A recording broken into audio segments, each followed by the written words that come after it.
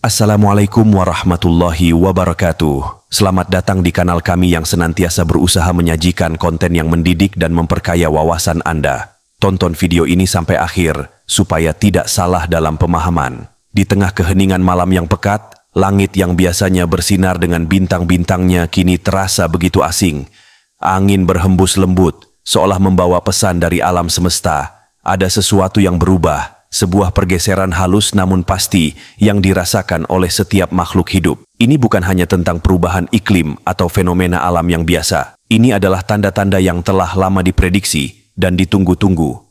Tanda-tanda yang menunjukkan bahwa kiamat tidak lagi sekedar kata dalam kitab suci, melainkan kenyataan yang mendekat. Dari kejauhan, suara gemuruh mulai terdengar, bukan dari guntur, melainkan dari perubahan yang lebih dalam. Lautan mulai bergolak, gunung-gunung bergetar, dan hati manusia dipenuhi dengan kecemasan dan harapan. Tanda-tanda kiamat yang selama ini dianggap sebagai cerita dari masa lalu, kini menjadi nyata dan tak terbantahkan. Ini adalah saatnya bagi umat manusia untuk merenung dan mempersiapkan diri, bukan dengan ketakutan, melainkan dengan keimanan dan ketabahan. Kisah ini bukanlah akhir, melainkan awal dari sebuah perjalanan baru, perjalanan menuju kebenaran yang hakiki dan pertemuan dengan Sang Pencipta. Tanda-tanda kiamat bukanlah akhir dari segalanya, melainkan pintu gerbang menuju kehidupan yang abadi. Dalam kajian yang mendalam tentang teologi Islam, terdapat sebuah konsep yang menggugah pemikiran.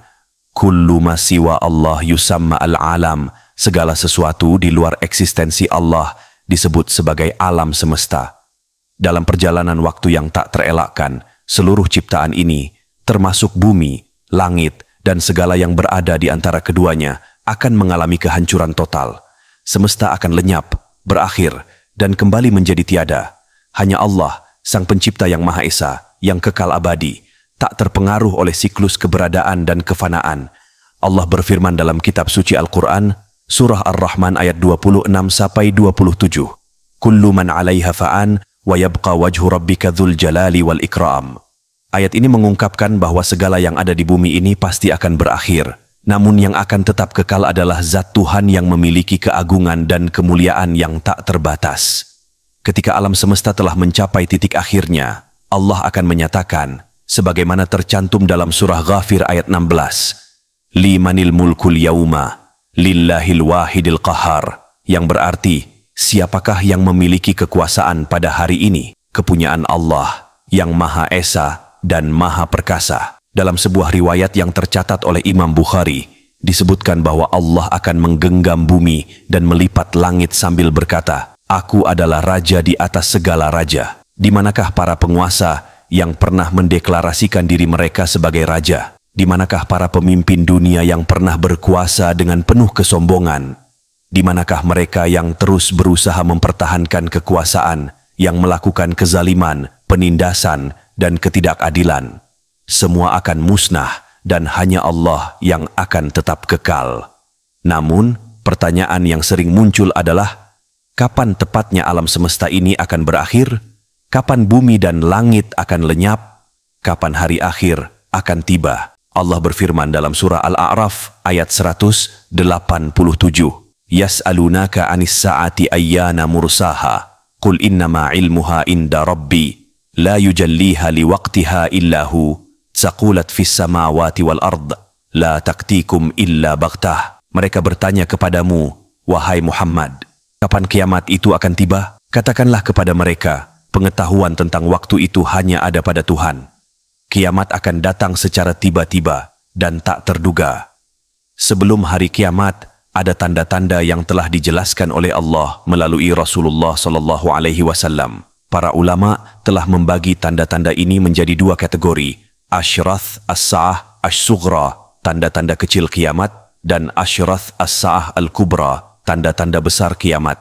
Tanda-tanda kecil kiamat adalah peristiwa-peristiwa yang terjadi jauh sebelum hari kiamat, dan beberapa di antaranya telah terjadi. Salah satu tanda kecil kiamat adalah syahadatuz zu'ur, kesaksian palsu, yang telah diramalkan dalam hadis, Inna baina yadayis sa'ah, syahadatuz zu'ur. Kesaksian palsu ini tidak hanya merajalela dalam sistem hukum dan peradilan, tetapi juga di berbagai aspek kehidupan, di mana orang-orang dengan mudahnya memberikan kesaksian yang tidak benar tanpa rasa takut atau bersalah. Tanda lainnya adalah kitmaan syahadatil haq, menyembunyikan kesaksian yang sebenarnya. Dalam hadis lain disebutkan, inna baina yadayis sa'ah kitma'anu syahadatil haq. Di antara tanda-tanda kiamat adalah menyembunyikan kesaksian yang seharusnya diungkapkan. Ketika kita menyaksikan ketidakadilan dan tidak berbicara, kita telah menyembunyikan kebenaran. Dalam keheningan zaman, terdengar bisikan-bisikan yang menggema, membawa pesan dari masa silam yang terlupakan.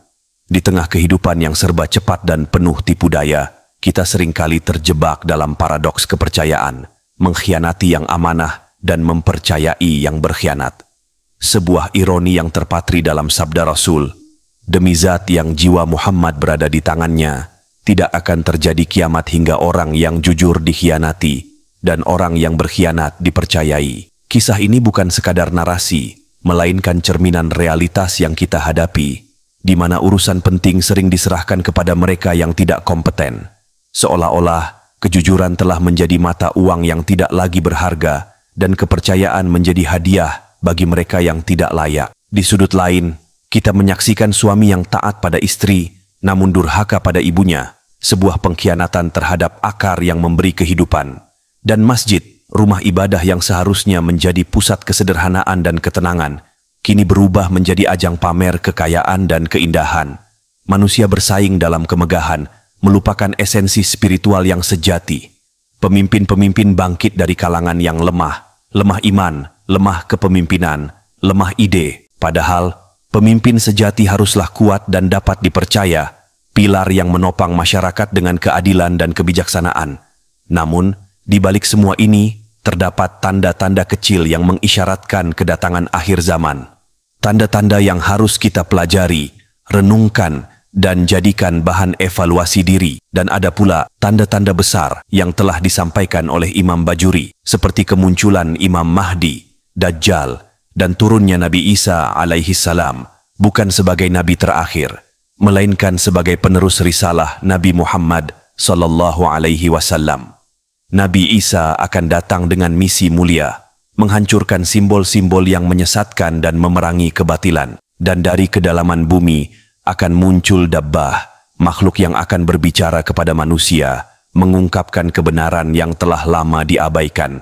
Asap akan mengepul dari bumi, membawa azab bagi yang ingkar dan ujian bagi yang beriman. Dan tanda-tanda lain akan mengikuti, matahari terbit dari barat, hancurnya Ka'bah, dan diangkatnya Al-Quran. Semua ini mengingatkan kita bahwa akhir zaman bukanlah sekadar mitos, melainkan kebenaran yang akan tiba.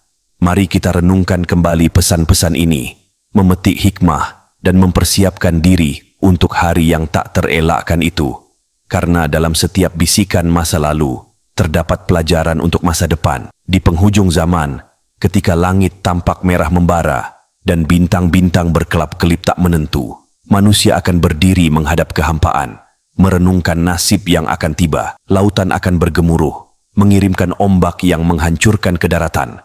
Sementara gunung-gunung berapi akan bangkit dari tidurnya, menyemburkan api dan abu ke angkasa. Di tengah kekacauan, kebenaran akan terungkap bahwa setiap tindakan memiliki akibatnya, setiap kata memiliki maknanya, dan setiap detik yang berlalu adalah langkah menuju akhir.